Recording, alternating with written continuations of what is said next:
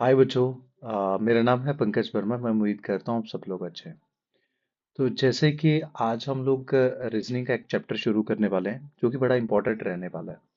जैसे कि आप सभी लोग जानते हैं बच्चों कि कुछ चैप्टर बैंक में पूछे जाते हैं रीजनिंग के, है ना। जैसे हम लोग इंडिया में जितने भी कॉम्पिटिटिव एग्जाम देते हैं तो कुछ चैप्टर बैंक में पूछे जाते हैं, कुछ एसएससी में पूछे जाते हैं और कभी कभी कुछ सिर्फ जेके एसएसबी में आते हैं। बट जब हम लोग रीजनिंग पढ़ते हैं तो बेटा कुछ टॉपिक ऐसे हैं जो हर किसी एग्जाम में इंडिया में पूछे जाते हैं। ठीक है। तो आज ही हम लोग एक ऐसा टॉपिक पढ़ने वाले हैं जो इंडिया में हर किसी एग्जाम में पूछा जाता है, चाहे आप बैंक की तैयारी कर रहे हो, चाहे आप एसएससी की तैयारी कर रहे हो, चाहे जीके एसएसबी की तैयारी कर रहे हो। ठीक है। तो आज हम लोग जेके एसएसबी के लिए शुरू करने वाले हैं और बड़ा ही इंपॉर्टेंट चैप्टर है, ठीक है, जो आज का चैप्टर रहने वाला बेटा। तो चलिए स्टार्ट करते हैं कि आज के चैप्टर से।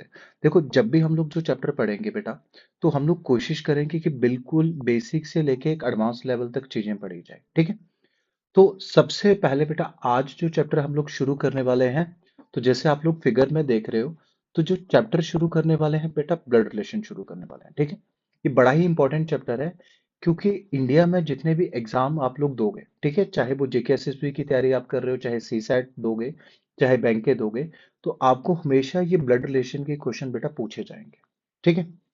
तो चलिए बेटा स्टार्ट करते हैं। तो सबसे पहले कुछ चीजों को देखते हैं कि जैसे हम लोग सबसे पहले चैप्टर शुरू करने वाले हैं ब्लड रिलेशन। अब सबसे पहले बात करते हैं कि बेटा इसकी वेटेज क्या रहती है ना। तो इसकी वेटेज क्या रहती है अगर हम लोग बात करते हैं कि जेकेएसएसबी की, तो जिसके लिए हम लोग ये पढ़ रहे हैं, तो जेकेएसएसबी में बेटा एक से लेके दो क्वेश्चन इसके पूछे जाते हैं, है ना। अगर आप लोग एसएससी की तैयारी कर रहे हो तो एसएससी में भी एक से दो क्वेश्चन इसके पूछे जाते हैं। अगर बेटा आप लोग बैंक का एग्जाम देते हो तो बैंक में भी बेटा इसके 2 से 3 मार्क्स के क्वेश्चन पूछे जाते हैं। फिर तो जैसे हमने देखा कि इंडिया में अगर कोई भी एग्जाम आप देते हो, इवन आप सी सेट देते हो, तो उसमें भी इसके क्वेश्चन पूछे जाते हैं। अब सबसे पहले हम लोग बात करते हैं कि बेटा ब्लड रिलेशन होता क्या है ना। तो सबसे पहले अगर हम लोग देखें, ब्लड ब्लड का मतलब है खून और रिलेशन का मतलब है रिश्ते। तो जब हम लोग ये चैप्टर पढ़ेंगे, इसमें बाय बर्थ या फिर मैरिज करके जो रिलेशन बनते हैं सिर्फ उन्हीं को कंसिडर किया जाएगा। कहने का मतलब कि अगर मैं आपसे पूछूं कि क्या आपके दोस्त बेटा ब्लड रिलेशन में आ सकते हैं, तो आप कहोगे कि नहीं सर। मैं अगर पूछूं कि क्या आपके नेवर इसमें आ सकते हैं, तो आप कहोगे कि सर बिल्कुल नहीं, है ना। क्योंकि ब्लड रिलेशन में सिर्फ और सिर्फ बाय बर्थ या फिर बाय जो मैरिज वाले रिलेशन होंगे वही हम लोगों के आ सकते हैं। ठीक है। बाय बर्थ और बाय मैरिज। तो सिर्फ शादी करके जो रिलेशन बनेंगे या फिर जब आप लोग पैदा होंगे, वही हम लोग इसमें कंसिडर करते हैं। ठीक है बेटा। अब ये बड़ा इंपॉर्टेंट चैप्टर रहने वाला है। तो आज हमारा जो पहला लेक्चर है, तो इसमें हम लोग कोशिश करेंगे कुछ थ्योरी का पार्ट हम लोग कवर करें, है ना। जैसे मैं एक छोटा सा सेंटेंस आपके सामने लिख देता हूँ। मैं लिख देता हूँ बेटा, is Ram is brother of Neha, है ना। Ram is brother of Neha. Ram is brother of Neha. How is how is Neha related to Ram?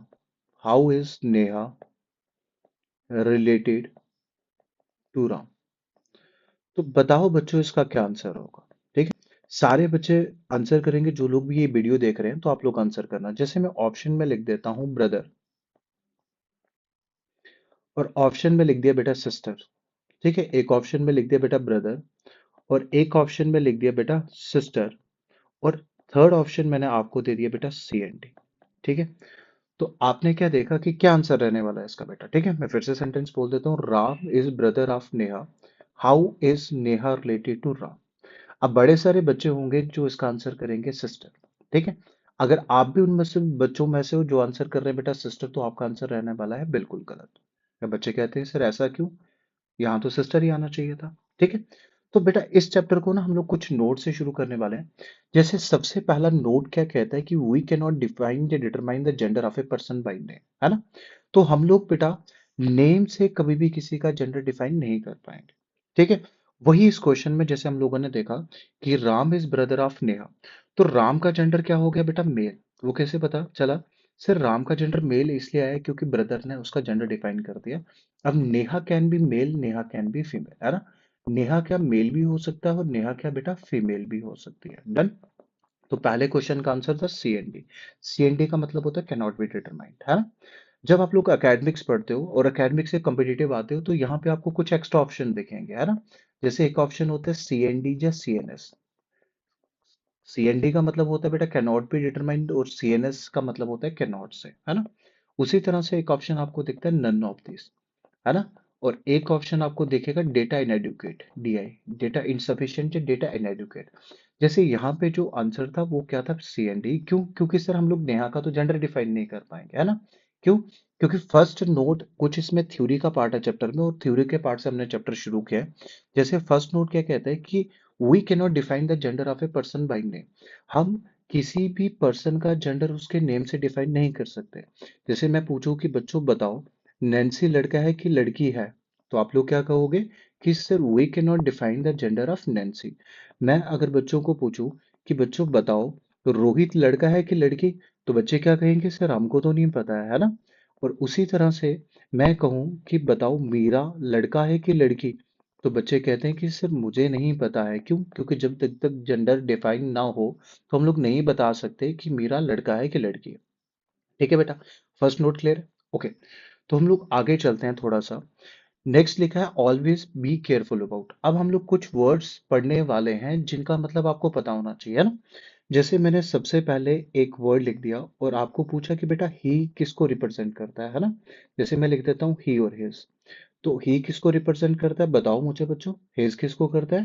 ठीक है, तो ही और हिज जैसे आप लोगों को पता है कि ये क्या करते हैं, सिर्फ मेल को डिफाइन करते हैं।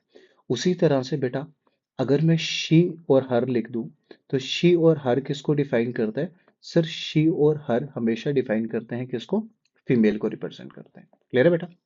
ओके, मैं कुछ और वर्ड लिख देता हूँ कि बताओ बच्चों मुझे हु किसको, मेल के लिए होगा कि फीमेल के लिए होगा।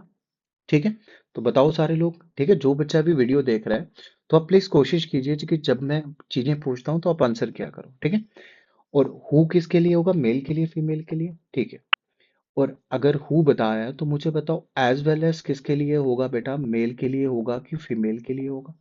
ओके, मैं एक और वर्ड लिख देता हूँ, एंड किसके लिए होगा बेटा, मेल के लिए होगा या फीमेल के लिए होगा। ओके, अच्छा फिर से पूछ लेते हैं बेटा, हुज किसके लिए होगा, मेल के लिए फीमेल के लिए, है ना।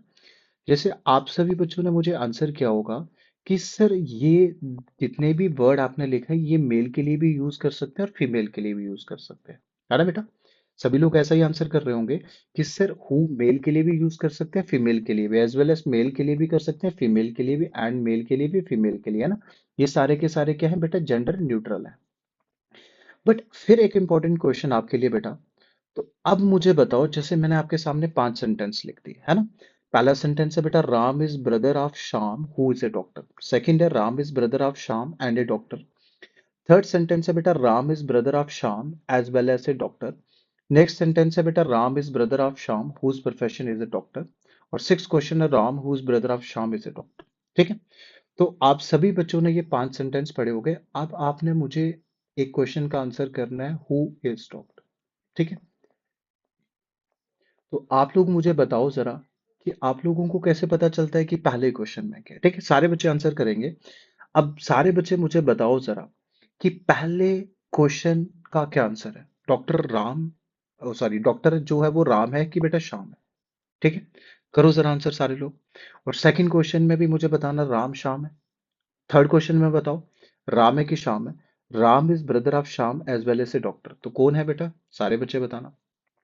उसी तरह मैं फोर्थ क्वेश्चन फिर आपके लिए पढ़ देता हूँ।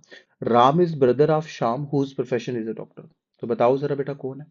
और उसी तरह फिर से लास्ट पढ़ देते हैं बेटा, Ram is brother of Shyam is a doctor. ठीक है, तो मैं उम्मीद करता हूँ कि सभी बच्चों ने आंसर किया हो। ठीक है, अब मैं आपको बताता हूँ बेटा, मैं कुछ वर्ड्स अंडरलाइन कर रहा हूँ। जैसे पहला वर्ड है हु, सेकंड वर्ड है एंड, फिर एक वर्ड को कर देता हूँ एज वेल एज और एक वर्ड को कर देता हूँ हुज। अब मैं आपसे पूछूं कि हु का मतलब क्या होता है, ठीक है, तो आप सभी को पता है। बट अगर मैं क्वेश्चन पूछूं कि हु कौन सा पार्ट ऑफ स्पीच होता है, ठीक है, तो बताओ जरा बच्चों कि जो हु होगा वो कौन सा पार्ट ऑफ स्पीच होगा। अब हमारा जो हु होता है बेटा वो होता है रिलेटिव प्रोनाउन, है ना। और रिलेटिव प्रोनाउन का काम होता है अपने एंटीसीडेंट को फॉलो करना, है ना। ये किसको रिप्रेजेंट कर रहा है? एंटीसीडेंट। एंटीसीडेंट का मतलब होता है जस्ट पहले वाला। तो पहले केस में डॉक्टर कौन रहेगा बेटा? शाह। क्लियर है मेरी बात? अब जो एंड होता है, एंड ऐसे कंजक्शन यूज होता है, तो एंड का जो काम होगा हमेशा जो फर्स्ट नाउन होगा उसको रिप्रेजेंट करेगा। तो इसका आंसर क्या था बच्चों? राम। अब ये चीजें मैं इसलिए बता रहा हूँ क्योंकि ये चैप्टर में इसी तरह से जब हम लोग क्वेश्चन पढ़ेंगे तो जो लैंग्वेज यूज होगी, जो आपके आपके सेंटेंस यूज होंगे बेटा, वो इसी तरह से सेंटेंस बनते हैं, ठीक है। एज वेल एज भी यहाँ पे कंजक्शन का काम कर रहा है, तो that mean as well as किसको रिप्रेजेंट कर रहा होगा बच्चों? राम को। अब हुज का बताओ।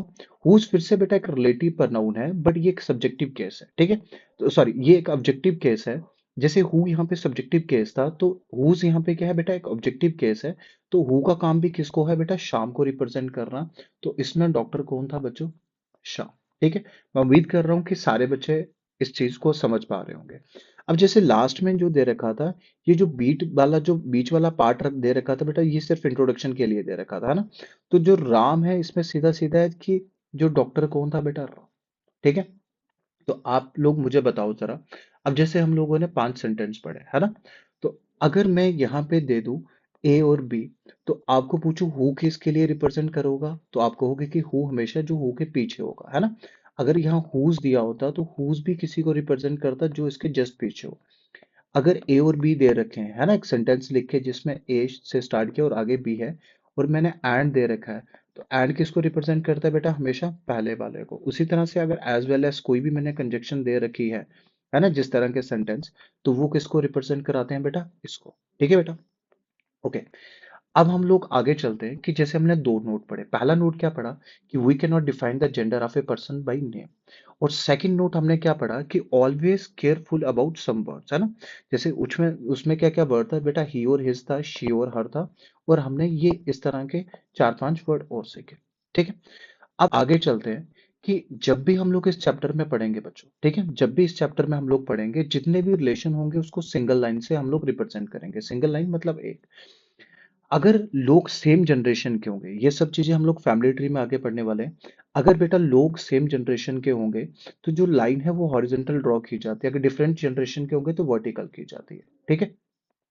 बट दिक्कत क्या है कि अब जैसे एक नोट में कहता है कि अगर कभी भी एक हस्बैंड और वाइफ का रिलेशन बताना हो, तो उसके लिए हम लोग क्या यूज करते हैं बेटा? एक डबल लाइन, है ना। डबल हॉरिजॉन्टल लाइन यूज की जाती है। ठीक है। और इस चैप्टर में एक और चीज हम लोग जब क्वेश्चंस पढ़ेंगे, जब फैमिली ट्री पढ़ेंगे, तब आपको बताया जाएगा कि इस चैप्टर में जब भी हम लोग मेल को रिप्रेजेंट करेंगे तो एक बॉक्स से या फिर बेटा प्लस से करेंगे, और जब भी किसी फीमेल को हम लोग रिप्रेजेंट करेंगे बेटा, तो एक सर्कल से या फिर बेटा माइनस से करेंगे। ठीक है। तो जैसे हस्बैंड वाइफ के लिए हम लोग किसका यूज करने वाले हैं? डबल लाइन का। जैसे अगर एक हस्बैंड ए है, तो ऑटोमेटिकली जो बी होगी वो किसकी? वाइफ बन जाएगी, और इसको जैसे रिप्रेजेंट कराते हैं वो क्या कराते हैं बेटा? डबल लाइन से। बाकी सारे के सारे रिलेशन हम लोग सिंगल लाइन से रिप्रेजेंट करते हैं। ठीक है बेटा। ओके। अब कुछ चीजें और देखते हैं। जैसे मैंने लिखा ए इज वाइफ ऑफ बी, है ना। क्या लिखा बेटा? ए इज वाइफ ऑफ बी। तो अगर ए वाइफ है, तो ऑटोमेटिकली क्या हो जाता है? बी जो हो जाता है बेटा वो हस्बैंड हो जाता है। क्लियर है? ये क्यों होता है? क्योंकि हम जो रीजनिंग पढ़ रहे हैं ये सारे के सारे लॉजिकल रीजनिंग का पार्ट है। इसमें कोई भी एक्सेप्शन नहीं ली जाती है बेटा। ठीक है। अगर एक मेल होगा तो उसकी शादी हमेशा किससे हुई होगी? फीमेल से हुई। ठीक है। ओके। अब मुझे बताओ, जैसे लिखा बेटा ए स्पाउस ऑफ बी। अब आप लोग मुझे बताना स्पाउस का मतलब क्या होता है? सारे बच्चे बताओ जरा बेटा। तो स्पाउस का मतलब क्या होता है? ना तो हस्बैंड होता है बेटा, ना तो वाइफ होता है। तो स्पाउस का मतलब क्या होता है बेटा? पार्टनर। तो पार्टनर में मुझे क्या जेंडर पता चलता है? तो बच्चे कहेंगे सिर्फ बिल्कुल नहीं, बट मुझे ये पता है कि ये दोनों क्या है? मैरिड कपल है। डन। उसी तरह से तीसरा जो है A and B are a married couple. But जो ये केस है सर, इसमें भी मुझे जेंडर नहीं पता चलता है ना। तो हमने क्या देखा बच्चों, कि जब भी हम लोग हस्बैंड वाइफ का रिलेशन देखते हैं, तो सिर्फ एक ही केस है, एक ही केस है जिसमें क्या होता है कि बेटा मुझे पता चल जाता है कि पर्सन, अगर एक पर्सन का जेंडर देगा तो दूसरे का मुझे ऑटोमेटिकली पता चल जाता है। बट ना तो स्पाउस के केस में पता चलता है बेटा, ना ही मैरिड कपल के केस में पता चलता है। ठीक है। तो जब भी हस्बैंड वाइफ का रिलेशन हम लोग रिप्रेजेंट कराते हैं, तो उसके 3 ही तरीके होते हैं। ठीक है। चले आगे बेटा। ओके। अब क्या है कि जब भी हम लोग ये चैप्टर पढ़ेंगे तो कुछ टर्म्स आपको पता होने चाहिए, है ना, कुछ वर्ड्स के मतलब आपको पता होने चाहिए। अब जिसमें पहला वर्ड है बेटा पैटर्नल, तो आप मुझे बताओ कि पैटर्नल का क्या मतलब होता है। ओके, और एक वर्ड में लिख देता हूँ बेटा मैटरनल, एक वर्ड लिख दिया पैटर्नल और दूसरा वर्ड लिख दिया बेटा क्या, मैटरनल। अब मुझे दोनों में डिफरेंस क्या बताना। अब बच्चे कहते हैं सर पी से बनते हैं पापा, एम से बनती है मम्मी, है ना, पी से बनते हैं पापा और एम से बनती है मम्मी। तो पापा की साइड के जो रिलेशन है वो पैटर्नल में चले जाएंगे और मम्मी की साइड के जो रिलेशन हुए वो कहाँ चले जाएंगे, मैटरनल में, है ना। जैसे आपके जो चाचू हैं वो आपके फादर के ब्रदर हैं तो वो क्या कहलाएंगे, सर वो पैटर्नल अंकल कराएंगे। जैसे आपके जो मामू हैं वो मम्मी के भाई हैं तो वो क्या कहलाएंगे, सर मैटरनल अंकल कहलाएंगे, है ना। तो पापा की साइड के जितने भी रिलेशन होते हैं बच्चों, है ना, पापा की साइड के जितने भी रिलेशन होते हैं वो सारे के सारे कहाँ आ जाते हैं, सर पैटर्नल में। और मम्मी की साइड के जितने भी रिलेशन होते हैं, एम से बनता है मम्मी और एम से बनती है बेटा मैटरनल। तो मम्मी की साइड के जितने भी रिलेशन होते हैं बेटा वो कहाँ आ जाते हैं, कहाँ, मैटरनल। ओके, अब एक टर्म होती है, सब बच्चे जानते हैं, सिबलिंग, है ना। सभी लोग जानते हैं कि एक टर्म होती है सिबलिंग। अब सिबलिंग किसको कहा जाता है, शाबाश बताना सारे बच्चे।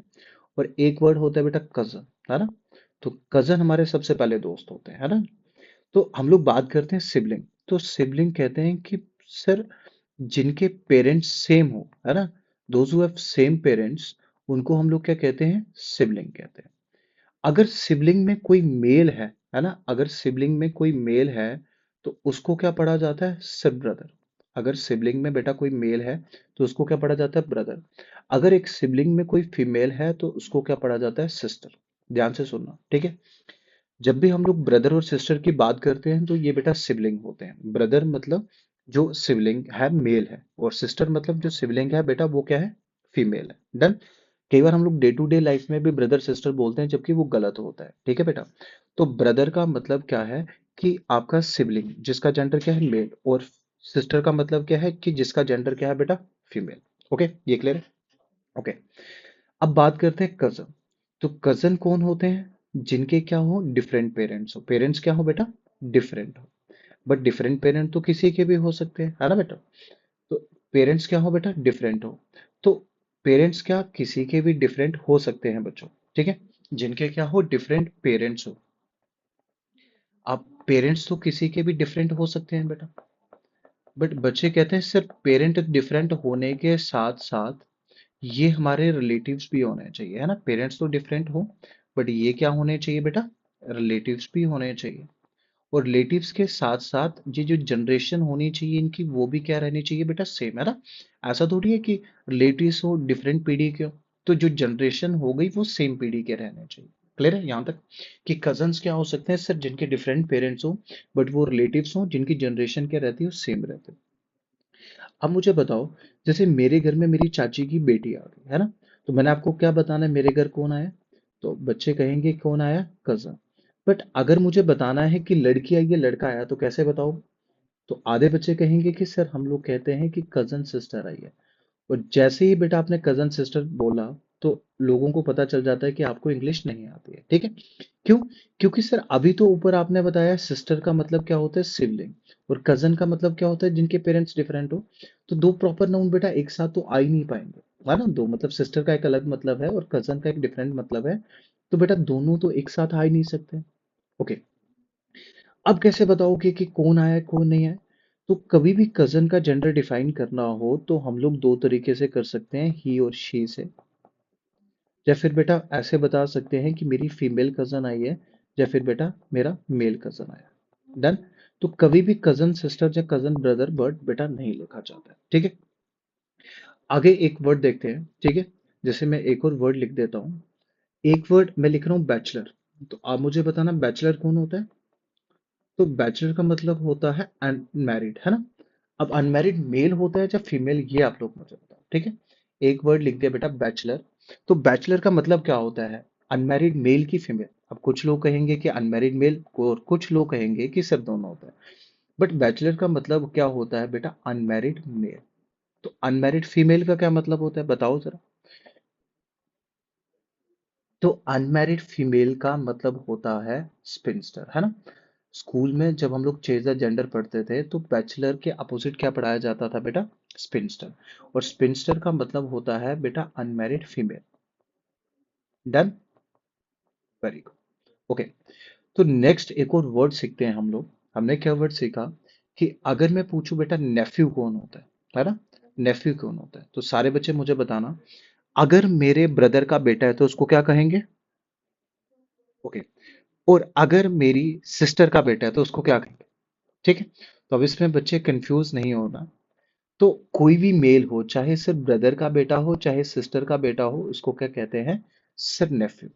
और अगर कोई भी ब्रदर का, सॉरी, अगर कोई भी ब्रदर और सिस्टर, है ना, किसी की भी बेटी हो, अगर किसी की भी क्या हो बेटा? बेटी हो। ध्यान से सुनना, ठीक है? अगर किसी की भी बेटी हो, जैसे ये मैंने क्या लिखा था बेटा? अगर नेफ्यू क्या होता है सर? नेफ्यू एक ऐसा जेंडर है जिसका जेंडर क्या रहना चाहिए बेटा? मेल, है ना? नेफ्यू चाहे सर ब्रदर का बेटा हो चाहे सिस्टर का बेटा हो, बट उसका जेंडर क्या रहना चाहिए? मेल। उसी तरह से नीस, है ना, नाइस मत पढ़ना इसको, ये वर्ड होता है बेटा नीस, ठीक है? तो नीस का मतलब क्या होता है? चाहे ब्रदर चाहे सिस्टर, बट उनकी क्या होनी चाहिए? बेटी, है ना? तो सर अगर कोई भी ब्रदर या सिस्टर का बेटा हो तो वो क्या कहलाएगा? नेफ्यू। और अगर कोई भी ब्रदर या सिस्टर की बेटी हो, है ना, अगर फीमेल हो तो वो क्या कहलाएगी? नीस कहलाएगी, ठीक है? तो ये सब वर्ड जो हम लोग सीख रहे हैं बेटा, ये चैप्टर में अच्छे से यूज होने वाले हैं। तो जब भी हम लोग ब्लड रिलेशन पढ़ते हैं तो उसके लिए पहले ना बेटा ये सब चीजें मुझे मालूम होनी चाहिए, ठीक है? तो अब हमें जल्दी से थोड़ा सा रिवाइज करते हैं कि इस चैप्टर में हम लोगों ने पढ़ा क्या क्या बेटा, ठीक है? तो अगर जैसे हम लोग देखते हैं कि इस चैप्टर में हमने पढ़ा क्या क्या, ठीक है? तो सबसे पहले हमने इस चैप्टर को नोट से शुरू किया बेटा। पहला नोट क्या कहता है? सारे बच्चे मुझे बताना। नोट फर्स्ट क्या था कि we can not define the gender of a person by name. तो क्या था कि सिर्फ नेम से कभी भी किसी पर्सन का जेंडर नहीं डिफाइन कर पाते। यही पढ़ा? Very good. Okay. Second note क्या कहता है कि सर ऑलवेज केयरफुल अबाउट कुछ वर्ड। जैसे पहला वर्ड क्या था बेटा? ही। ही और हिज किसके लिए यूज किया जाता है? तो बेटा मेल के लिए यूज किया जाता है। तो शी और हर किसके लिए यूज किया जाता है? सारे बच्चे मेरे साथ रिपीट करना बेटा। शी और हर किसके लिए किया जाता है? फीमेल के लिए किया जाता है ना? उसी तरह से अगर मैंने ए बी लिखा है तो हु किसके लिए यूज किया जाएगा? एंटीसीडेंट के लिए। हुज किसके लिए यूज किया जाएगा बेटा? हुज भी किसके लिए यूज किया जाता है? सर हुज किसके लिए किया जाता है बेटा? हुज किया जाता है बेटा एंटीसीडेंट के लिए, है ना? जैसे मैंने लिखा होता है एज ब्रदर ऑफ बी, है ना? हु इज ए डॉक्टर, तो हु किसको रिप्रेजेंट कर रहा होता है? बी। और हुज भी किसको कर रहा होता है? बी को। बट यहीं अगर मैंने एंड दिया होता, है ना, अगर ए और बी लिख के बेटा एंड दिया होता, तो एंड किसको रिप्रेजेंट करता है? सर एंड हमेशा पहले वाले को रिप्रेजेंट करता है, क्लियर है? उसी तरह से एज वेल एज दिया होता तो वो भी बेटा किसको करता? सिर्फ पहले वाले को ही रिप्रेजेंट करता। क्लियर है सभी को? ओके। उसके बाद हमने क्या पढ़ा कि सर हस्बैंड वाइफ के रिलेशन को रिप्रेजेंट करने के लिए हम लोग किसका यूज करते हैं? सर डबल लाइन का यूज करते हैं, है ना? अगर हस्बैंड मेल है तो दूसरा पर्सन क्या हो जाएगा? फीमेल। तो हमने क्या देखा कि सर तीन तरीके से ये बनाया जा सकता है। पहला तरीका है कि वो गिवन दे देगा कौन हस्बैंड है कौन वाइफ। दूसरा तरीका है वो स्पाउस लिखेगा। स्पाउस का मतलब क्या होता है बच्चों? पार्टनर, ठीक है? और तीसरा तरीका है वो लिख देगा A and B are a married couple. But उस केस में भी हम लोग बेटा जेंडर नहीं डिफाइन कर पाएंगे। क्लियर है? ओके। उसके बाद हमने कुछ चीजें क्या पढ़ी कि पैटर्नल का मतलब क्या था? सर पैटर्नल का मतलब क्या होता है? पापा की साइड के रिलेशन। मैटरनल का मतलब क्या होता है? सर मदर की साइड के रिलेशन। सिबलिंग क्या होता है? जो आपके सगे भाई बहन है ना? सिबलिंग का मतलब क्या है बेटा? जो आपके सगे भाई बहन है। कजन का मतलब क्या है? जिनके पेरेंट्स डिफरेंट हैं, बट वो रिलेटिव्स होने चाहिए और जनरेशन गैप नहीं होना चाहिए, मतलब सेम जनरेशन के होने चाहिए। नेक्स्ट क्या पढ़ा बेटा? बैचलर। बैचलर का मतलब क्या है? सर बैचलर का मतलब है अनमैरिड मेल। और स्पिंस्टर का मतलब क्या है बेटा? अनमैरिड फीमेल, ठीक है? उसी तरह नेफ्यू का मतलब क्या है? कि सर जिसका जेंडर मेल है, चाहे वो ब्रदर का बेटा है चाहे वो सिस्टर का बेटा है। और नीस का मतलब क्या है? कि सर चाहे वो ब्रदर की बेटी है चाहे सिस्टर की बेटी है, बट उसका जेंडर क्या रहना चाहिए? फीमेल रहना चाहिए, ठीक है बेटा? तो ये सब चीजें जब हम लोग चैप्टर पढ़ेंगे, ठीक है, तो ये सारे बच्चे अच्छे से नोट कर लीजिए। जब हम लोग चैप्टर पढ़ेंगे तो उसमें ये सब चीजें अच्छे से यूज होने वाली हैं, ठीक है? तो सबसे पहले ये थ्योरी मैंडेटरी है कि थ्योरी का हमको पता होना चाहिए कि इस चैप्टर में हम लोग क्या पढ़ने वाले हैं। नेक्स्ट जो टॉपिक रहने वाला है फैमिली ट्री। सबसे पहले बेटा हम लोग फैमिली ट्री सीखेंगे क्या होता है, फिर उसके बाद बिल्कुल बेसिक से एक एक क्वेश्चन को सीखते हुए हम लोग एडवांस लेवल पे चलेंगे, ठीक है। तो मैं उम्मीद करता हूँ कि आज का लेक्चर आपको समझ आया होगा, ठीक है बेटा। तो थैंक्स फॉर वॉचिंग, ठीक है। तो बाकी हम लोग नेक्स्ट लेक्चर में देखते हैं कि फैमिली ट्री कैसे बनाना है और क्या क्या इस चैप्टर में पढ़ने वाले हैं, ठीक है बेटा। थैंक यू बेटा।